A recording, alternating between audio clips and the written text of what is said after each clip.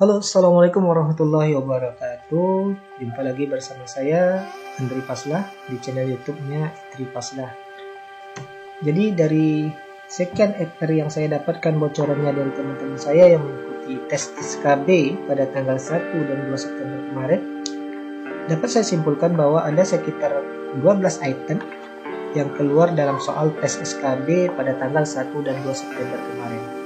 Ke-12 item tersebut adalah yang pertama 4 kompetensi yang harus dimiliki oleh guru, yang kedua komposisi RPP, yang ketiga model dan metode pembelajaran, yang keempat karakteristik peserta didik, yang kelima tujuan pengayaan, yang keenam penyusunan promes atau program semester dan program tahunan atau prota, yang ketujuh pelaksanaan remedial, yang kedelapan langkah-langkah menyusun butir soal, yang kesembilan IT dan media pembelajaran, yang ke-10 teknik, strategi dan metode, yang ke-11 instrumen dan bentuk penilaian, yang ke-12 adalah penilaian acuan normal atau PAN dan penilaian acuan KPM. Namun di sini saya tidak akan membahas soal-soalnya, tetapi yang akan saya bahas adalah materinya. Untuk saat ini yang akan saya bahas adalah materi 4 kompetensi yang harus dimiliki oleh guru, komposisi RPP, model dan metode pembelajaran, serta karakteristik peserta didik. Baik, yang pertama yang akan kita bahas adalah 4 kompetensi yang harus dimiliki oleh seorang guru. Jadi menurut Undang-Undang Nomor 14 Tahun 2005 tentang Undang-Undang Guru dan Dosen, yang dimaksud dengan kompetensi adalah seperangkat pengetahuan, keterampilan dan perilaku yang harus dimiliki, dihayati dan dikuasai oleh guru atau dosen dalam melaksanakan tugas keprofesionalan. Kompetensi guru dapat dimaknai sebagai kebulatan pengetahuan, keterampilan dan sikap yang berwujud tindakan cerdas dan penuh tanggung jawab dalam melaksanakan tugas sebagai agen pembelajaran. Sedangkan syarat untuk menjadi seorang guru yang profesional, guru tersebut wajib memiliki kualifikasi akademik, yang mana untuk seorang guru wajib memiliki sarjana minimal S1. Sedangkan yang kedua, seorang guru itu memiliki kompetensi. Yang ketiga, harus ada sertifikat pendidik, yang sekarang harus didapatkan lewat jalur PPG atau pendidikan profesi guru. Yang keempat, guru wajib memiliki sehat jasmani dan rohani. Yang kelima, kemampuan untuk mewujudkan tujuan pendidikan nasional. Ini syarat menjadi guru yang profesional ya. Selanjutnya, apa saja kompetensi guru? Kompetensi yang harus dimiliki oleh guru itu ada 4. Yang pertama, kompetensi pedagogik. Yang kedua, kompetensi kepribadian. Yang ketiga, ada kompetensi sosial. Yang keempat, kompetensi profesional. Jadi, keempat kompetensi ini wajib dimiliki oleh seorang guru. Sekarang kita masuk ke kompetensi pedagogi. Apa itu kompetensi pedagogi? Kompetensi pedagogi merupakan kemampuan guru yang berkenaan dengan pemahaman terhadap peserta didik dan pengelolaan pembelajaran mulai dari merencanakan, melaksanakan, sampai dengan mengevaluasi. Jadi, dalam kompetensi pedagogi, seorang guru harus paham terhadap wawasan atau landasan kependidikan, paham terhadap peserta didik, tahu pengembangan kurikulum dan silabus, mengetahui perancangan pembelajaran, melaksanakan pembelajaran yang mendidik dan dialogis, memanfaatkan teknologi pembelajaran, mengevaluasi hasil belajar, pengembangan peserta didik untuk bisa mengaktualisasikan berbagai potensi yang dimiliki oleh peserta didik. Yang kedua, ada kompetensi kepribadian. Yang dimaksud dengan kompetensi kepribadian adalah merupakan personal yang mencerminkan kepribadian yang mantap, stabil, dewasa, arif dan berwibawa, yang menjadi teladan bagi peserta didik dan berakhlak mulia. Nah, jadi dalam kompetensi kepribadian ini, seorang guru wajib berakhlak mulia, arif dan bijaksana, berwibawa, mantap, stabil, dewasa, jujur, menjadi teladan bagi peserta didik dan masyarakat, secara objektif mengevaluasi kinerja sendiri, dan mengembangkan diri secara mandiri dan berkelanjutan. Yang ketiga, kompetensi sosial. Apa itu kompetensi sosial? Kompetensi sosial yaitu berkenaan dengan kemampuan pendidik sebagai bagian dari masyarakat untuk berkomunikasi dan bergaul secara efektif dengan peserta didik, dengan sesama pendidik, tenaga kependidikan, orang tua siswa, dan masyarakat sekitar.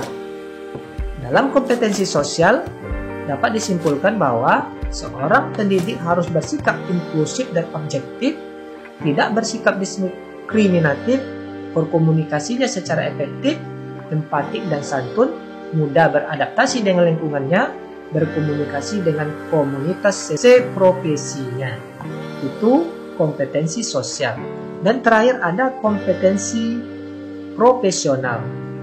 Yang dimaksud dengan kompetensi profesional adalah merupakan kemampuan yang berkenaan dengan penguasaan materi, pembelajaran secara luas dan mendalam yang mencakup penguasaan substansi isi materi pembelajaran dan substansi keilmuan yang dimiliki oleh seorang pendidik. Kemampuan guru dalam pengetahuan ini harus secara luas dan mendalam sesuai standar isi program satuan, mata pelajaran atau kelompok mata pelajaran yang diampunya. Seorang guru juga harus menguasai konsep-konsep dan metode disiplin keilmuan, teknologi atau seni yang relevan yang secara konseptual menaungi atau koheren dengan program satuan pendidikan, mata pelajaran atau kelompok mata pelajaran yang diampu oleh seorang guru. Sedangkan FR yang kedua adalah komposisi RPP. Yang dimaksud dengan RPP adalah kegiatan pembelajaran tatap muka untuk satu kali pertemuan atau lebih. RPP dikembangkan dari silabus untuk mengarahkan kegiatan pembelajaran peserta didik dalam upaya mencapai kompetensi dasar atau KD. Sedangkan rujukan RPP ini adalah Permendikbud nomor 22 tahun 2016 tentang standar proses pendidikan dasar dan menengah dan Permendikbud nomor 103 tahun 2014 tentang pembelajaran pada pendidikan dasar dan pendidikan menengah. Sedangkan komposisi RPP, saya yakin Bapak Ibu guru yang khususnya yang sudah pernah ngajar tahu apa saja RPP ini. Yang pertama, tentu dalam RPP harus ada identitas sekolahnya, nama sekolahnya, nama pembelajarannya dan lain-lain.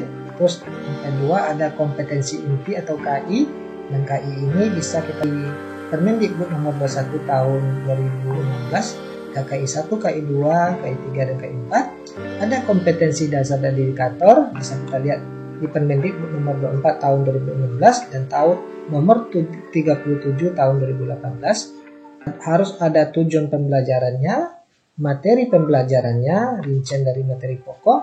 Yang keenam, harus ada metode pembelajarannya, rincian dari kegiatan pembelajaran. Terus ada media atau alat atau bahan yang digunakan, sumber belajar, langkah-langkah kegiatan pembelajaran, ada pendahuluan, kegiatan inti, penutup. Yang ke-10 ada penilaian, jenis-jenis penilaian apa saja yang digunakan, bentuk instrumennya, dan pedoman dan skorannya. Sekarang yang kita bahas adalah FR yang ketiga, model dan metode pembelajaran. Dalam Undang-Undang Nomor 20 Tahun 2003 tentang Diknas pada pasal 1 ayat 20 menyatakan, pembelajaran adalah merupakan proses interaksi antara peserta didik dengan pendidik dan sumber belajar dalam suatu lingkungan belajar.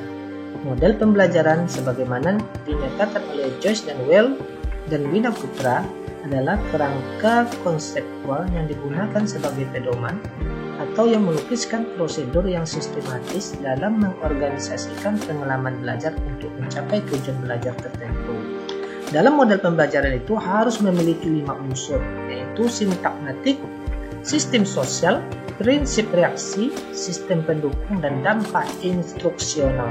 Sintakmatik atau sintak ialah tahap-tahap atau langkah-langkah operasional kegiatan pembelajaran dari model.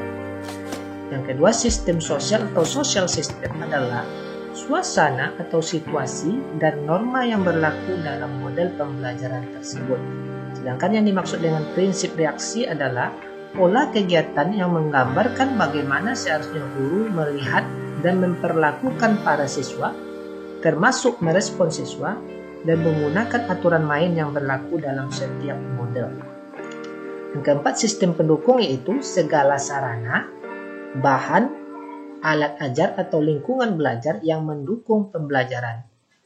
Sedangkan yang kelima, dampak instruksional atau instruksional efek dan dampak pengiring atau efek ikutan adalah hasil belajar kurikuler langsung sesuai tujuan kurikulum dan hasil belajar pengiring itu hasil belajar ikutan yang diperoleh di samping hasil pembelajaran yang disasar secara kurikuler. Adapun beberapa contoh model pembelajaran, yang pertama ada model pembelajaran kooperatif atau cooperative learning. Yang kedua, model pembelajaran berbasis masalah atau problem based learning. Yang ketiga, ada model pembelajaran berbasis proyek atau project based cooperative learning. Yang keempat, ada model pembelajaran simulasi atau role playing. Sedangkan yang dimaksud dengan metode pembelajaran adalah cara-cara atau teknik penyajian bahan pelajaran yang akan digunakan oleh guru pada saat menyajikan bahan pelajaran, baik secara individual atau secara kelompok, agar tercapainya tujuan pembelajaran yang telah dirumuskan. Seorang guru harus mengetahui berbagai metode pembelajaran. Dengan memiliki pengetahuan mengenai sifat berbagai metode, maka seorang guru akan lebih mudah menetapkan metode yang paling sesuai dengan situasi dan kondisi. Penggunaan metode mengajar ini sangat bergantung pada tujuan pembelajaran. Syarat-syarat metode pembelajaran. Metode yang dipergunakan harus dapat membangkitkan motif, minat, dan gairah belajar para siswa. Metode pembelajaran yang digunakan dapat merangsang keinginan siswa untuk belajar lebih lanjut. Yang ketiga, metode pembelajaran yang digunakan harus dapat memberikan kesempatan bagi siswa untuk mewujudkan hasil karyanya. Keempat, metode yang digunakan harus dapat menjamin perkembangan kegiatan kepribadian siswa. Yang kelima, metode yang digunakan harus dapat mendidik murid dalam teknik belajar sendiri dan cara memperoleh pengetahuan melalui usaha sendiri, melalui usaha pribadi. Yang keenam, metode yang digunakan harus dapat menanamkan dan mengembangkan nilai-nilai dari sikap siswa dalam kehidupan sehari-hari. Macam-macam metode pembelajaran. Yaitu yang pertama ada metode ceramah. Itu sebuah metode mengajar dengan menyampaikan informasi dan pengetahuan secara lisan kepada sejumlah siswa yang pada umumnya mengikuti secara pasif. Jadi ini metode ceramah. Adapun kelemahan dari metode ceramah ini cenderung membuat siswa pasif dan bila terlalu lama akan membosankan. Yang kedua, ada metode diskusi atau discussion method. Menurut Muhib bin Shah, metode mengajar yang sangat erat hubungannya dengan memecahkan masalah atau problem solving, dan metode ini lazim juga disebut sebagai diskusi kelompok atau group discussion. Yang ketiga ada metode demonstrasi, demonstration method, yaitu metode mengajar dengan cara memperagakan barang, kejadian, aturan, dan urutan melakukan suatu kegiatan, baik secara langsung maupun melalui penggunaan media pelajaran, pengajaran yang relevan dengan pokok bahasan atau materi yang disajikan. Yang keempat ada metode resitasi atau recitation method, yaitu satu metode mengajar di mana siswa diharuskan membuat resume dengan kalimat sendiri. Adapun kelebihan dari metode resitasi ini, pengetahuan yang anak didik peroleh dari hasil belajar sendiri akan dapat diingat lebih lama. Anak didik berkesempatan memupuk perkembangan dan kepribadian serta bisa mengambil inisiatif. Sedangkan kelemahannya, metode resitasi terkadang anak didik melakukan penipuan di mana anak didik hanya meniru hasil pekerjaan temannya tanpa mau bersusah payah. Yang kelima ada metode percobaan. Yang keenam ada metode discovery di sekolah-sekolah yang sudah maju.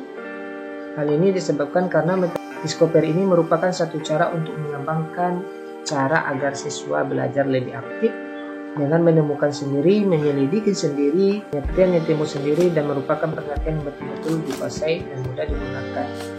dengan menggunakan strategi penemuan, anak belajar menguasai salah satu metode ilmiah yang akan dapat dikembangkannya sendiri.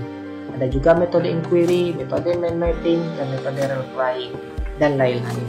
Selanjutnya, FR yang keempat yaitu karakteristik peserta didik.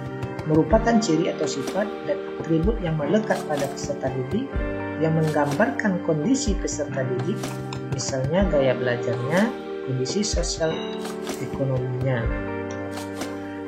Mengapa penting seorang guru harus memahami karakteristik peserta didik? Karena dengan memahami karakteristik peserta didik tak menentukan hasil belajar yang akan dicapai, aktivitas belajar yang dilakukan, dan asesmen yang sesuai dengan kebutuhan peserta didik. Sedangkan ada 3 jenis karakteristik peserta didik. Yang pertama karakteristik umum, yang kedua kemampuan awal, yang ketiga gaya belajar. Yang akan kita bahas dulu adalah karakteristik umum. Karakteristik umum itu ada gender, etnik, usia, kultural, status sosial ekonomi, minat belajar. Yang dimaksud dengan gender adalah peserta didik di dalam kelas terdiri dari laki-laki dan perempuan. Jadi, seorang guru harus paham atas karakteristik peserta didik ini. Yang kedua ada etnik. Dalam satu kelas kadang terdapat beberapa jenis etnis. Ada etnis Minang mungkin dalam kelasnya, ada etnis Jawa, dan lain-lain. Usia peserta didik dapat dikelompokkan berdasarkan tingkat sekolah SD, SMP, dan lain-lain. Kultural, yang mana dalam satu kelas terdapat peserta didik yang memiliki budaya yang berbeda-beda. Status sosial atau ekonomi di dalam satu kelas bisa jadi terdapat si kaya dan si miskin. Dan yang terakhir ada minat belajar. Peserta didik ada yang memiliki minat belajarnya rendah, sedang, dan tinggi. Jadi seorang pendidik harus tahu karakteristik umum dari peserta didiknya, baik gendernya, etniknya, usianya, kulturalnya, status sosial ekonominya, dan minat belajarnya. Kedua ada kemampuan awal. Kemampuan awal merupakan seperangkat pengetahuan dan keterampilan yang relevan yang dimiliki oleh peserta didik pada saat sekarang atau sebelum mengikuti pembelajaran dan berfungsi sebagai referensi atau input utama bagi guru sebelum melaksanakan pembelajaran. Selain itu, kemampuan awal juga sangat penting diketahui oleh guru, terutama untuk mengidentifikasi 2 hal berikut. Apakah peserta didik itu telah mempunyai pengetahuan atau kemampuan yang merupakan prasyarat untuk mengikuti pembelajaran, atau sejauh mana peserta didik tersebut telah mengetahui atau menguasai materi yang akan disajikan oleh guru. Adapun jenis-jenis kemampuan awal peserta didik menurut Gagne yaitu keterampilan intelektual, strategi kognitif, informasi verbal, sikap, dan fisikomotorik. Yang ketiga, gaya belajar. Guru yang efektif harus mempertimbangkan gaya belajar yang berbeda dari peserta didik. Tipe preferensi belajar peserta didik ini ada pelajar visual, ada pelajar auditorial, atau mungkin ia lebih suka mendengarkan. Ada juga pelajar kinestetik, yaitu pelajar ini lebih menyukai terapan, bukan gerakan, dan paling baik menghafal informasi dengan mengasosiasikan gerakan dengan setiap fakta. Baik, itu tadi penjelasan dari FRSKB Guru, yang mana kita membahas tentang 4 kompetensi yang harus dimiliki guru, komposisi RPP, model dan metode pembelajaran, karakteristik peserta didik. Kedepan saya akan mencoba membuat tujuan pengayaan penyusunan progres dan prota, pelaksanaan remedial, langkah-langkah menyusun butir soal. Baik, sebelum itu jangan lupa untuk like, comment, share, dan subscribe channel ini agar kedepannya channel ini bisa lebih berkembang dalam menyebarkan ini. Terima kasih. Assalamualaikum warahmatullahi wabarakatuh. Halo, assalamualaikum warahmatullahi wabarakatuh. Jumpa lagi bersama Andri Paslah di channel YouTube-nya Andri Paslah. Masih dalam materi dan pembahasan FRSKB Guru CPNS 2019 berdasarkan bocoran tanggal 1, 2, 4 dan 5 September 2020. Kalau di part pertama kemarin kita membahas tentang kompetensi yang harus dimiliki guru, komposisi RPP, model dan metode pembelajaran, serta karakteristik peserta didik. Kali ini kita akan membahas tentang tujuan pengayaan, pelaksanaan remedial, penyusunan prota dan prosen, serta langkah-langkah menyusun soal HOTS atau High Order Thinking Skill ya. Langsung saja kita bahas tentang pengayaan. Kalau kita berbicara pengayaan dalam pembelajaran, pengayaan itu merupakan suatu kegiatan belajar yang mana dikhususkan bagi peserta didik yang telah memiliki kemampuan belajar lebih. Misalnya, belajarnya lebih cepat, menyimpan informasinya lebih mudah, keingintahuannya lebih tinggi, suka berpikir mandiri, superior, dan berpikir abstrak, serta memiliki banyak minat. Sedangkan yang dimaksud dengan pengayaan merupakan program pembelajaran yang diberikan kepada peserta didik jika peserta didik itu telah melampaui KKM atau kriteria ketuntasan minimal. Fokus dalam pengayaan adalah pendalaman dan perluasan dari kompetensi yang dipelajari. Pengayaan itu diberikan kepada peserta didik jika peserta didik itu telah melampaui PKM berdasarkan hasil PH atau penilaian harian, atau juga bisa kita sebut dengan UH, ulangan harian. Pengayaan itu biasanya diberikan sekali dan tidak berulang kali, sebagaimana proses remedial. Dalam pengayaan biasanya tidak diakhiri dengan penilaian biasanya, ya. Tapi itu tergantung pada gurunya. Tujuan pengayaan itu adalah memberikan kesempatan kepada peserta didik untuk memperdalam penguasaan materi pelajaran yang berkaitan dengan tugas belajar yang sedang dilaksanakan, sehingga tercapai tingkat perkembangan yang optimal. Sedangkan bentuk dari pengayaan itu ada yang bisa belajar mandiri, bisa juga dalam belajar kelompok. Kalau belajar mandiri, itu secara mandiri peserta didik belajar mengenai sesuatu yang diminatinya, bisa menjadi tutor juga bagi teman-temannya. Siswa diberikan bentuk pengayaannya dalam kegiatan pemecahan masalah nyata, penelitian ilmiah, juga dapat dilakukan oleh peserta didik secara mandiri. Sedangkan bentuk pengayaan dalam belajar kelompok, sekelompok peserta didik yang memiliki minat tertentu diberikan tugas untuk memecahkan masalah, membaca di perpustakaan terkait KD yang dipelajari. Pemecahan masalah yang diberikan kepada peserta didik yang merupakan pemecahan masalah nyata. Peserta didik juga dapat diminta untuk menyelesaikan sebuah proyek atau penelitian ilmiah. Itu bentuk belajar kelompok dalam pengayaan. Selanjutnya kita akan membahas tentang pelaksanaan remedial dalam pembelajaran. Yang dimaksud dengan remedial adalah suatu bantuan untuk mengatasi kesulitan belajar.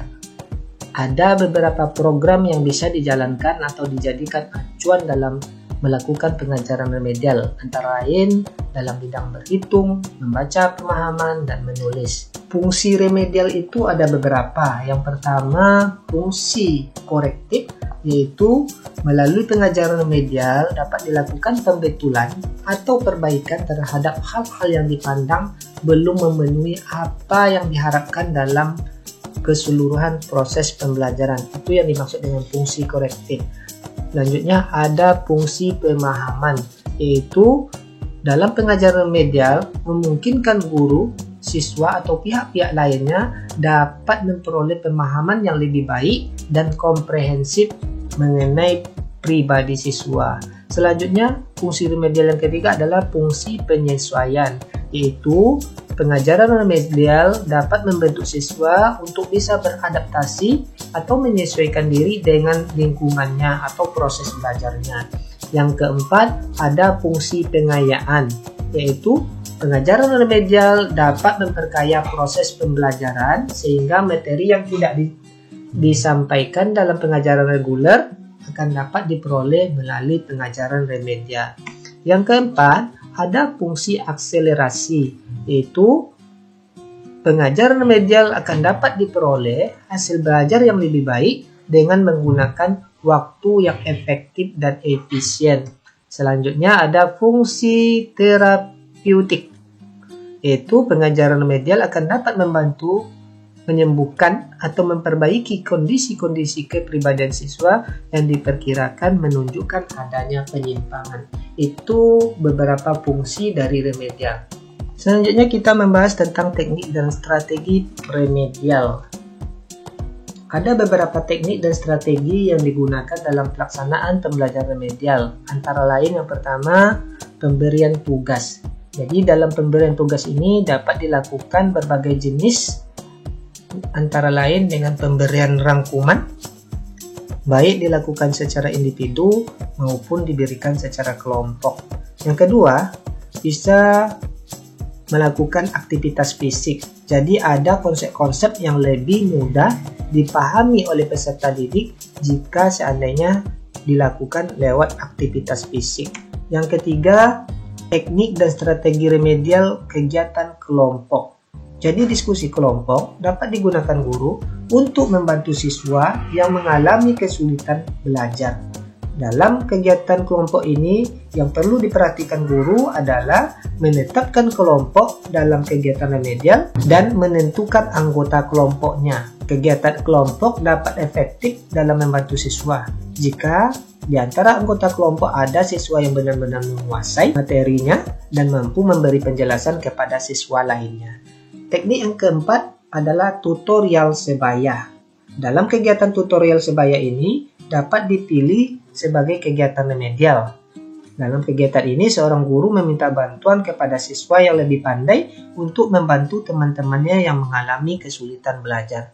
Teknik yang kelima adalah menggunakan sumber lain. Guru juga dapat menggunakan sumber belajar lain yang relevan dalam membantu siswa yang mengalami kesulitan memahami pelajaran, atau siswa diminta membaca sumber lain dan bahkan kalau mungkin mendatangkan anggota masyarakat yang mempunyai keahlian yang sesuai dengan materi yang dipelajari. Sekarang kita masuk ke penyusunan prota dan prosen. Tapi sebelum itu ada baiknya kita mengetahui apa itu prota dan apa itu prosen.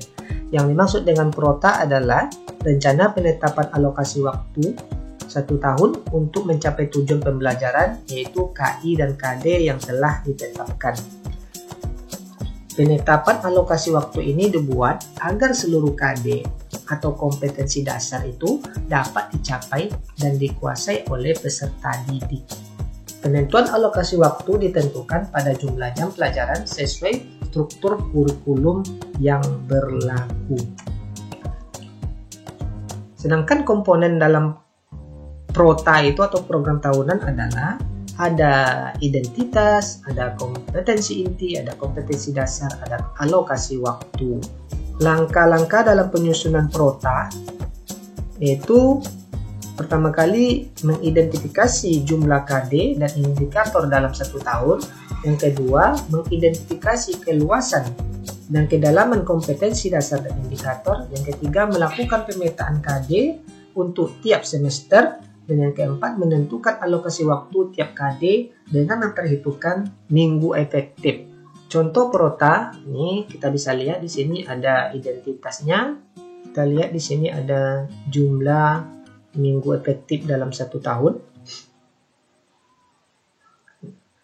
Jadi ini merupakan contoh dari prota dengan memperhatikan jumlah minggu efektif dalam 1 tahun. Selanjutnya kita bahas tentang program semester atau prosem.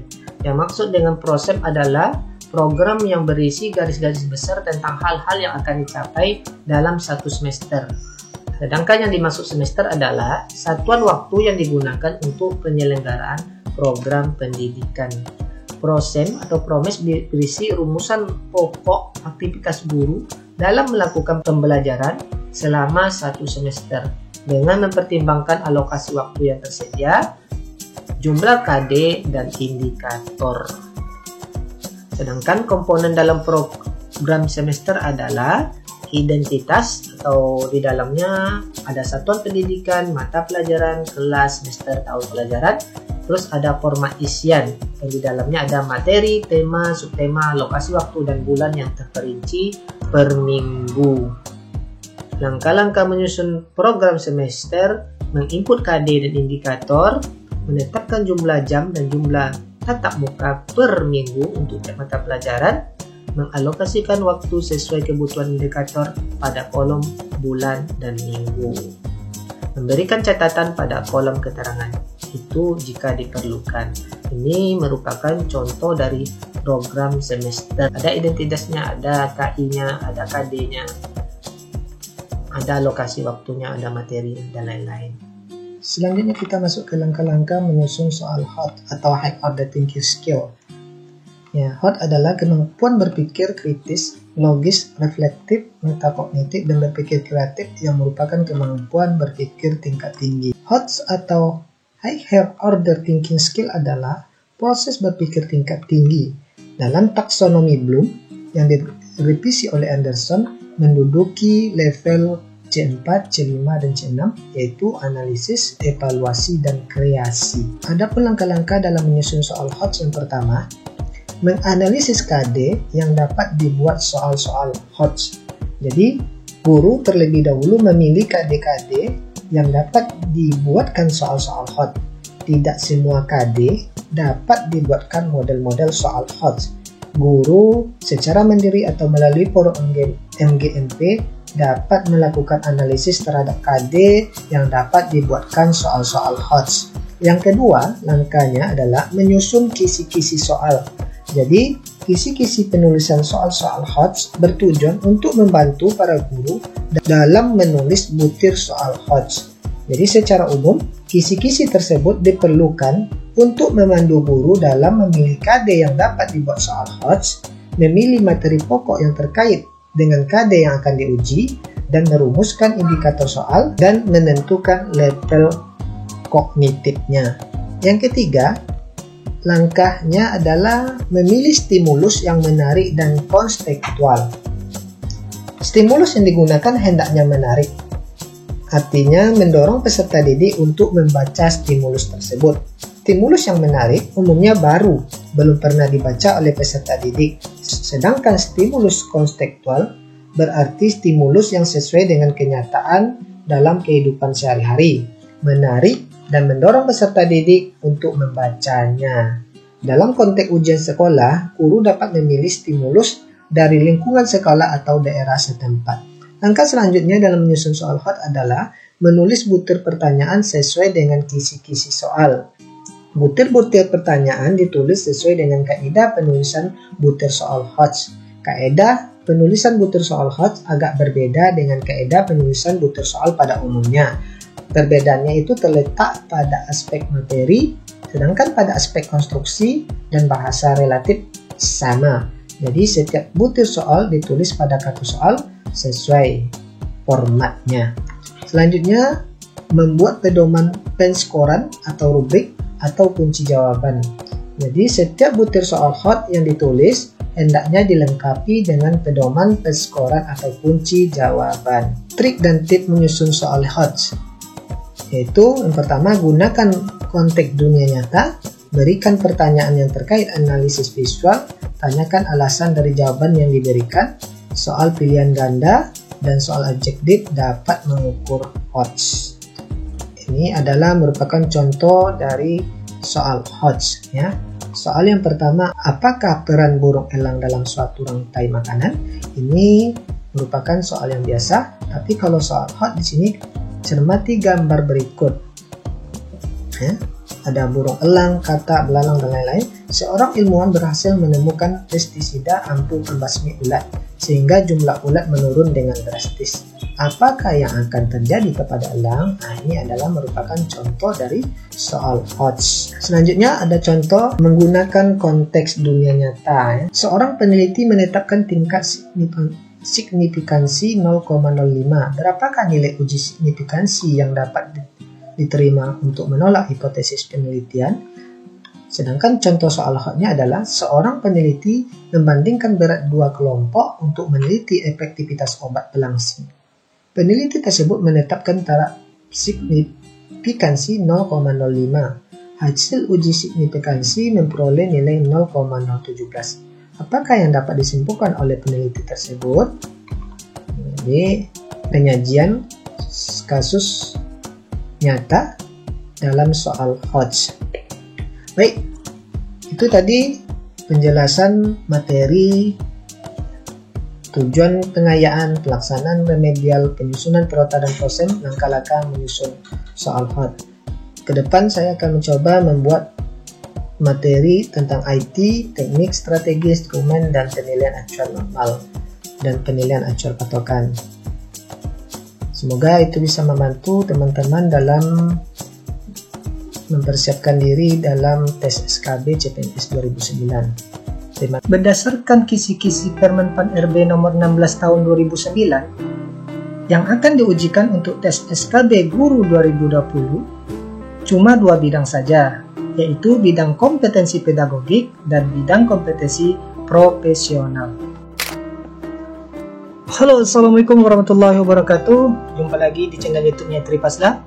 Kali ini kita akan membahas tentang kisi-kisi dari tes SKB khusus untuk guru, ya. Sebagaimana surat yang telah dikeluarkan oleh Kemenpan RB tanggal 10 Agustus tahun 2020 kemarin, ini menerangkan tentang materi pokok atau kisi-kisi kompetensi bidang atau yang disingkat dengan SKB untuk CAT seleksi CPNS tahun anggaran 2019. Berdasarkan surat tersebut, khusus untuk tes SKB guru, patokannya adalah Permen Pan RB nomor 16 tahun 2009, yang mana pada tahun ini khusus untuk SKB guru cuma akan menyajikan 2 kompetensi saja, yaitu kompetensi pedagogik dan kompetensi profesional. Yang akan kita bahas kali ini soal-soal yang berhubungan dengan kompetensi pedagogik. Tapi sebelum itu silakan untuk like, comment, share, dan subscribe channel ini agar kedepannya channel ini lebih berkembang lagi dalam menyebarkan ilmu. Baik, soal yang pertama ini materinya tentang perancangan dan pelaksanaan pembelajaran. Soal yang pertama, tujuan pembelajaran yang menggambarkan proses dan hasil belajar, ya, ini ada kata kunci proses dan hasil belajar yang diharapkan dicapai oleh peserta didik sesuai dengan kompetensinya dimuat dalam A. Itu silabus, B. RPP, C. Silabus dan RPP, D.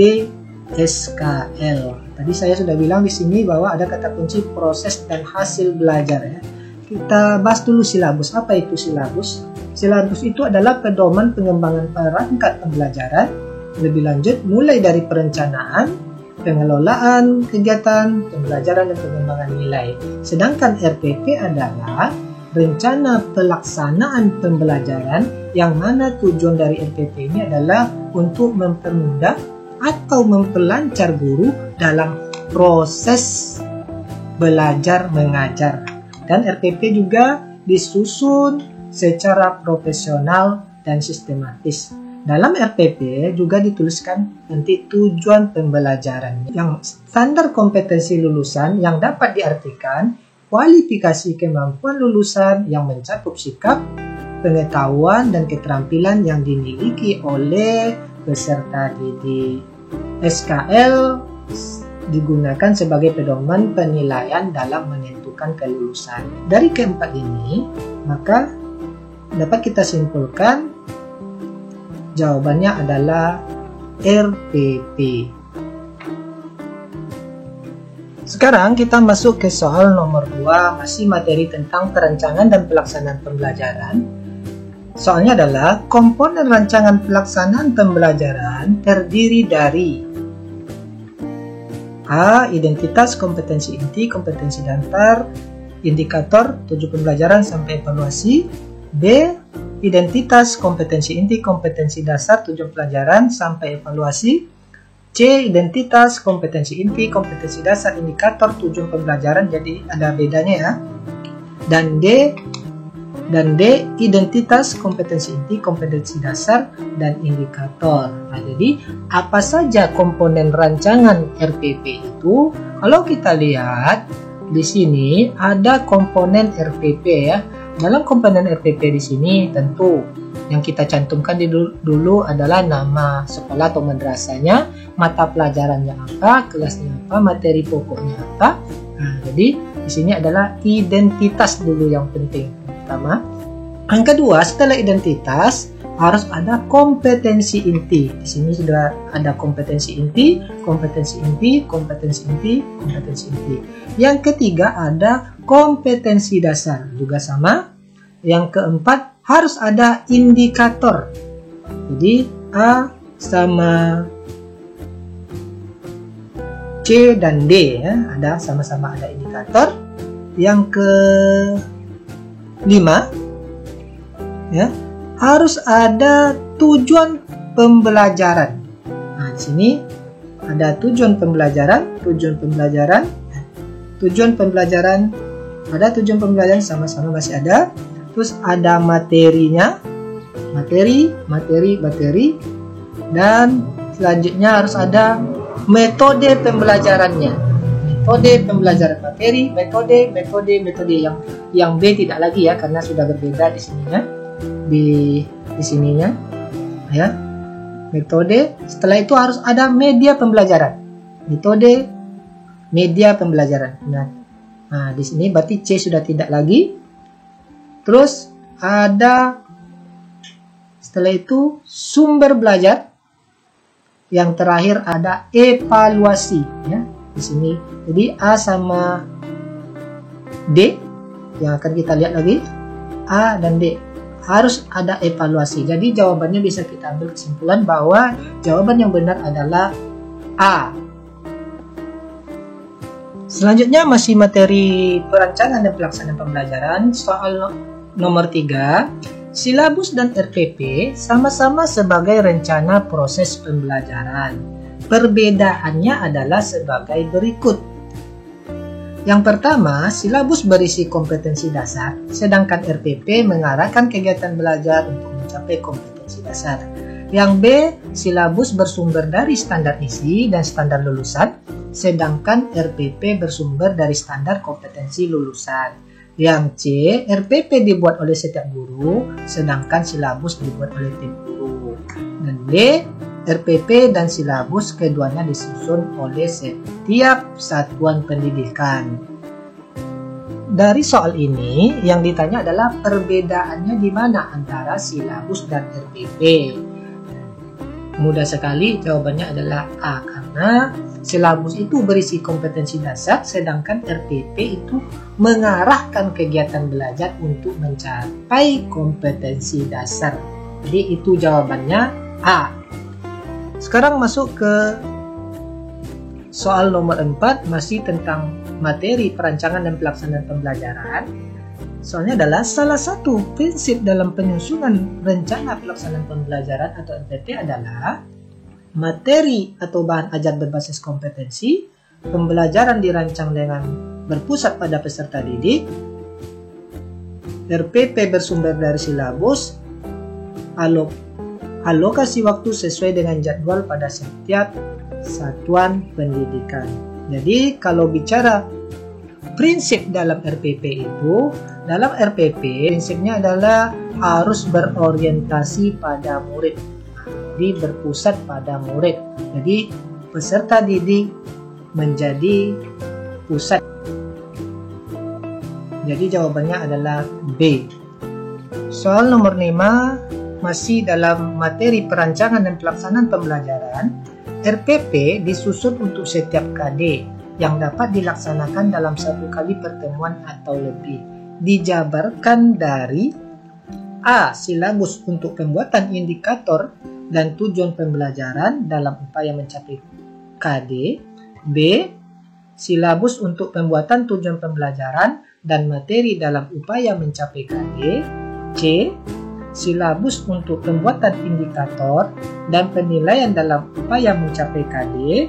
Dan D. Silabus untuk mengarahkan kegiatan belajar peserta didik dalam upaya mencapai KD.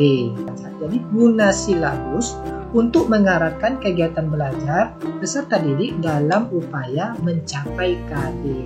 Jadi RPP itu diambil dari silabus agar KD itu tercapai. Jadi jawabannya adalah D. Silabus untuk mengarahkan kegiatan belajar peserta didik dalam upaya mencapai KD yang telah ditetapkan dalam silabus.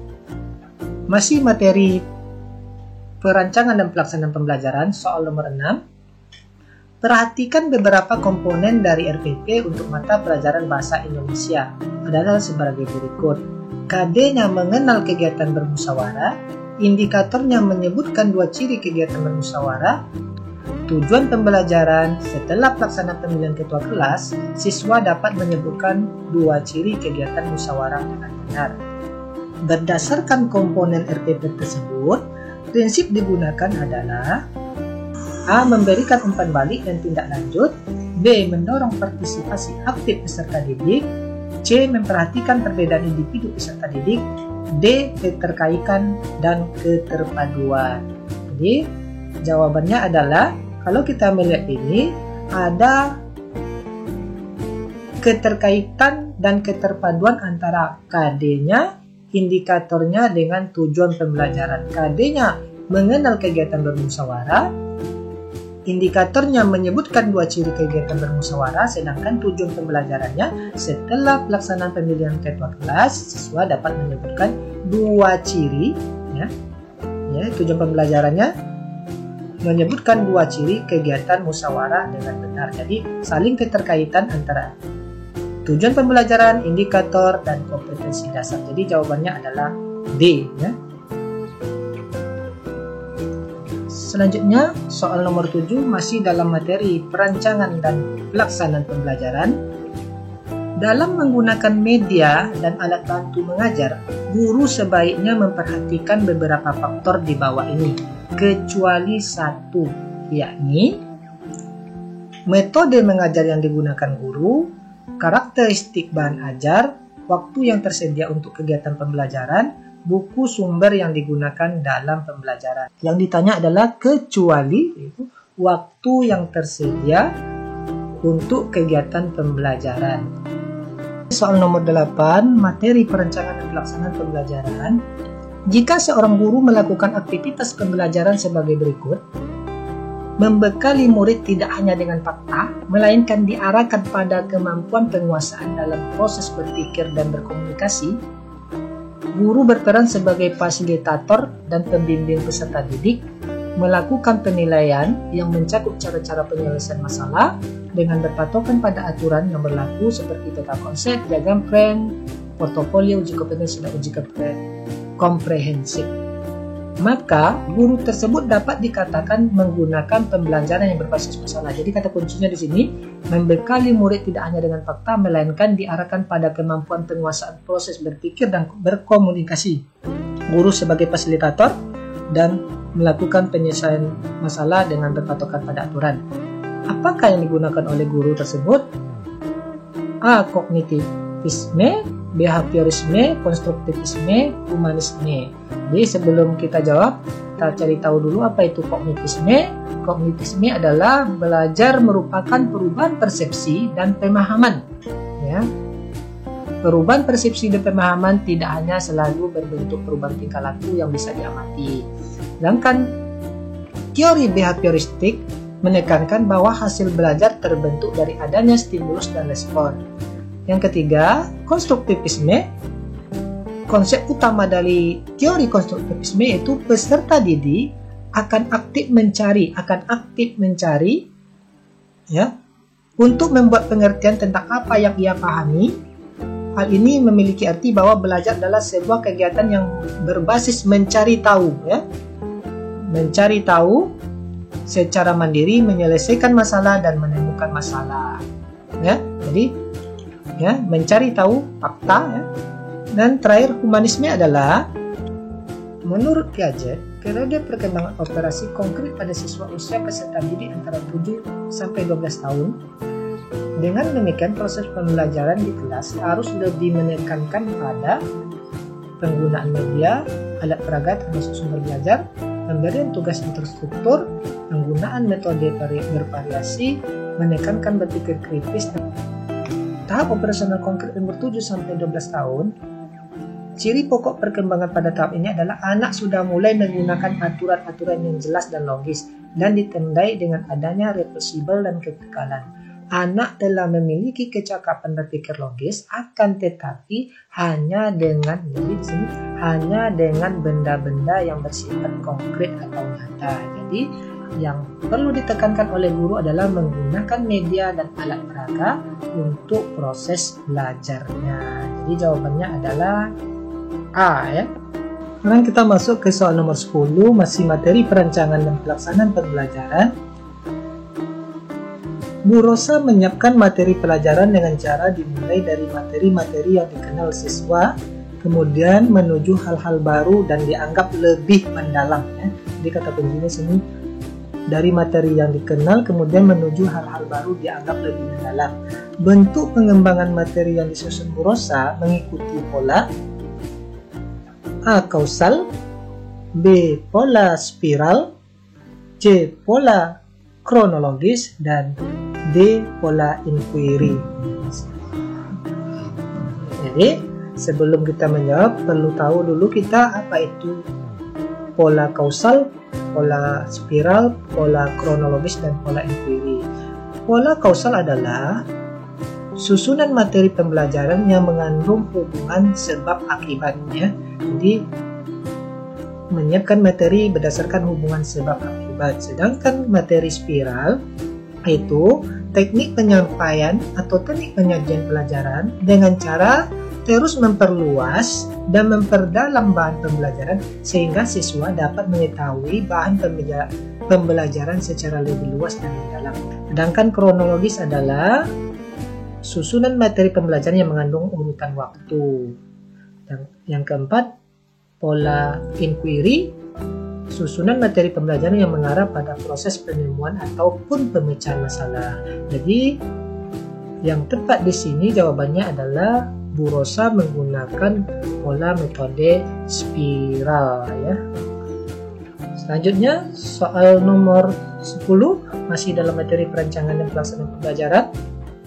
Dalam memilih dan mengembangkan materi pembelajaran, Ibu Murni Nugroho selalu menyeleksi materi pembelajaran yang telah teruji kebenarannya, ya, tidak ketinggalan zaman, dan memberikan kontribusi untuk pemahaman ke depan. Kriteria penyeleksian dan pemilihan materi pembelajaran tersebut memenuhi kriteria sahih, kebermanfaatan, layak dipelajari, dan menarik minat. Jadi kira-kira apa jawabannya? Sahih itu apa? Sahih itu teruji kebenarannya dan kesahihannya ya. Sedangkan kebermanfaatan adalah memberikan dasar-dasar pengetahuan dan keterampilan, layak dipelajari, memungkinkan untuk dipelajari, tidak terlalu sukar dan tidak pula terlalu mudah. Dan yang keempat, menarik minat, yaitu menumbuhkan rasa ingin tahu. Jadi yang paling cocok di sini kriterianya adalah kriteria sahih ya, kriteria sahih. Selanjutnya, Benjamin S. Bloom mengembangkan ranah kognitif dengan urutan sebagai berikut. Nah, di sini ada ingatan, pemahaman, analisis, aplikasi, sintesis, dan evaluasi. Ingatan, pemahaman, aplikasi, evaluasi, terakhirnya semua pakai evaluasi kecuali D ya, sintesis. Kira-kira apa jawabannya? Jawabannya adalah kalau menurut teori S. Bloom, Benjamin S. Bloom, yang pertama itu adalah pengetahuan atau ingatan. Yang kedua adalah pemahaman, ya. Yang ketiga adalah penerapan atau aplikasi, ya. Ini. Jadi di sini yang penerapan atau sama dengan aplikasi itu cuma B, ya. Yang lainnya tidak ada. Jadi jawabannya sudah pasti itu B ya. Ingatan, pemahaman, aplikasi, analisis, tesis, dan evaluasi. Pengetahuan atau ingatan, pemahaman, penerapan atau aplikasi, analisis, tesis, dan evaluasi. Itu jawabannya tentu B. Selanjutnya soal nomor 13, taksonomi Anderson dan Krathwohl menyempurnakan taksonomi Benjamin S. Bloom, mengembangkan ranah kognitif dengan urutan sebagai berikut. Nah, hampir sama soalnya dengan yang tadi, ingatan, pemahaman, cuman bedanya nanti di sini, ya. Evaluasi di sini tidak ada evaluasi. Jawabannya adalah kalau kita lihat di sini, mengingat atau ingatan, memahami, melakukan atau aplikasi, menganalisis, mengevaluasi, dan mencipta. Jadi jawabannya otomatis itu adalah D ya. Soal nomor 14. Sekarang kita masuk ke soal nomor 14, masih dalam materi perancangan dan pelaksanaan pembelajaran. Kemampuan yang paling penting dimiliki guru tentang media dan alat bantu pembelajaran adalah memilih bahan untuk membuat media atau alat bantu, membuat media dan alat bantu sederhana, menggunakan media dan alat bantu, merawat media dan alat bantu. Kemampuan yang paling penting dimiliki guru yaitu menggunakan media dan alat bantu. Nah, itu kemampuan dasar yang mesti harus dimiliki oleh seorang guru. Selanjutnya soal nomor 15, soal terakhir. Tujuan dari pengembangan silabus adalah membantu guru dan tenaga kependidikan lainnya dalam menjabarkan kompetensi dasar atau KD menjadi kompetensi inti, kurikulum sekolah, perencanaan pembelajaran, standar kompetensi. Tadi di soal nomor 1 atau 2 tadi kita sudah menjabarkan bahwa KD itu nanti dalam silabus itu ada KD yang mana penjabarannya nanti, pelaksanaannya nanti dalam RPP atau rancangan pembelajaran. Nah, jadi jawabannya adalah C. Jadi guru mini melaksanakan pembelajaran yang mengakomodasi semua anggota kelompok mengungkapkan pendapat, ide, dan tanggapan terhadap skenario secara bebas, sehingga dimungkinkan munculnya berbagai macam alternatif pendapat. Kegiatan yang dilakukan oleh guru mini tersebut merupakan implementasi model pembelajaran A. Project Based Learning, B. Inquiry Learning, C. Discovery Learning, dan D. Problem Based Learning. Nah, di sini kita lihat apa yang digunakan oleh guru mini dalam model pembelajarannya. Sebelum kita menjawab, mengetahui apa itu Project Based Learning, Inquiry Learning, Discovery Learning, dan Problem Based Learning. Yang dikatakan dengan Project Based Learning adalah metode pembelajaran yang menggunakan proyek atau kegiatan sebagai media. Peserta didik melakukan eksplorasi, penilaian, interpretasi, sintesis, dan informasi untuk menghasilkan berbagai bentuk hasil belajar. Itu yang dikatakan dengan Project Based Learning. Sedangkan yang dikatakan Inquiry Learning adalah aktivitas sistematis dalam pembelajaran yang mengharuskan siswa untuk berpikir dengan cara analitik, kritis, dan kreatif agar bisa mendapatkan solusi dari permasalahan yang diberikan secara mandiri. Yang ketiga, Discovery Learning adalah pembelajaran penemuan, di mana aktivitas pembelajaran akan dipresentasikan kepada siswa secara langsung, namun siswa dituntut untuk memahami materi secara mandiri dengan menggunakan metode tertentu. Yang keempat ada Problem Based Learning, yaitu sistem pembelajaran yang berpijak pada masalah yang dihadapi siswa pada saat proses mendapatkan ilmu pengetahuan. Ini berfungsi agar siswa bisa mandiri dalam menemukan solusi berdasarkan masalah yang ada. Dalam soal ini disebutkan bahwa guru mini mengakomodasi semua anggota kelompok mengungkapkan pendapat, ide, dan tanggapan. Jadi kata kuncinya mengungkapkan pendapat, ide, dan tanggapan secara bebas. Jadi dapat kita simpulkan bahwa guru mini menggunakan metode model pembelajaran Problem Based Learning. Kita masuk ke soal yang nomor 2. Perkembangan kognitif peserta didik. Pernyataan berikut yang menjelaskan makna istilah kognitif adalah kemampuan berkomunikasi, B. Kemampuan untuk memecahkan masalah, C. Kemampuan berinteraksi, D.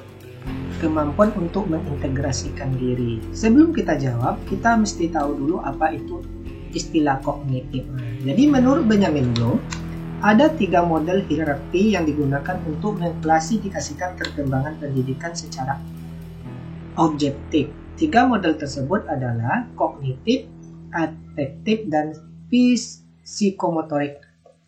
Kognitif itu berasal dari bahasa Latin yaitu cognitio yang memiliki arti pengenalan. Dengan kata lain, aspek kognitif merupakan aspek yang berkaitan dengan nalar atau proses berpikir. yaitu kemampuan dan aktivitas otak untuk mengembangkan kemampuan nasional. Kalau kita lihat dari penjelasan dari Benjamin Bloom ini, dapat kita artikan bahwa kognitif itu berhubungan dengan pengetahuan atau otak.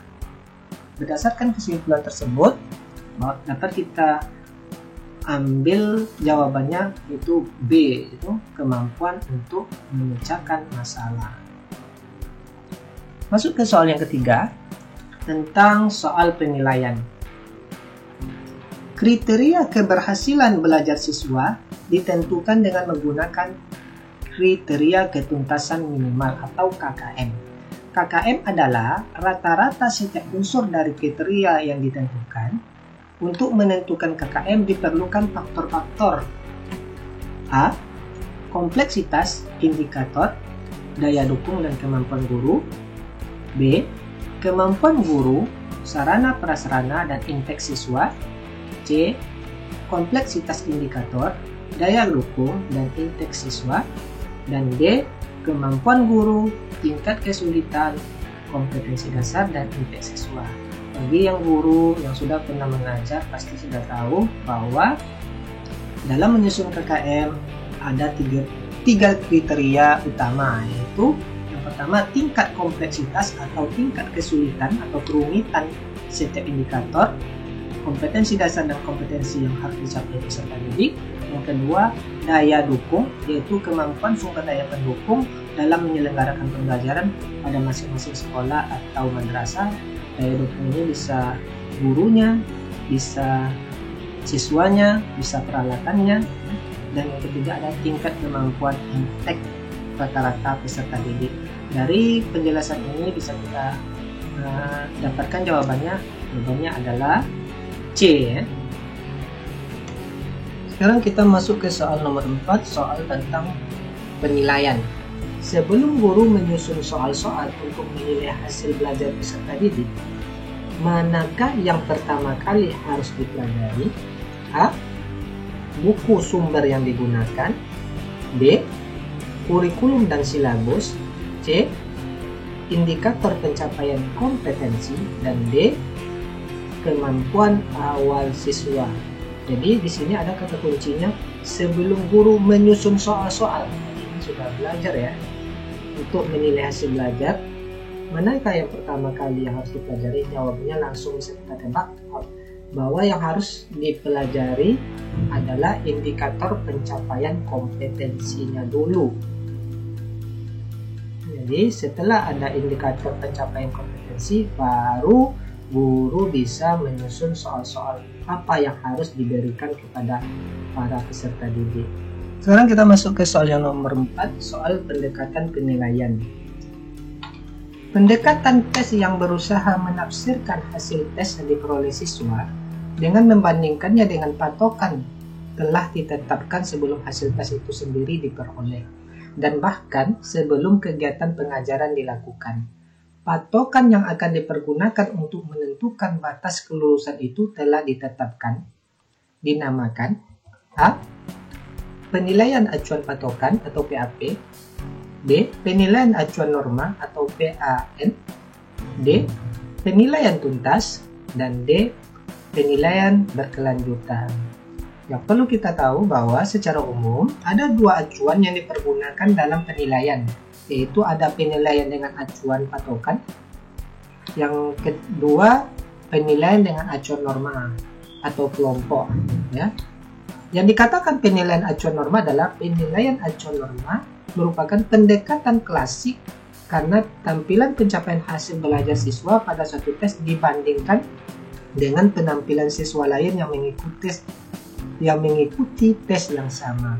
Sedangkan PAP adalah pengukuran yang menggunakan acuan yang berbeda. Dalam pengukuran ini, siswa dikomparasikan dengan kriteria yang telah ditentukan, yang ditetapkan atau ditentukan terlebih dahulu, ya,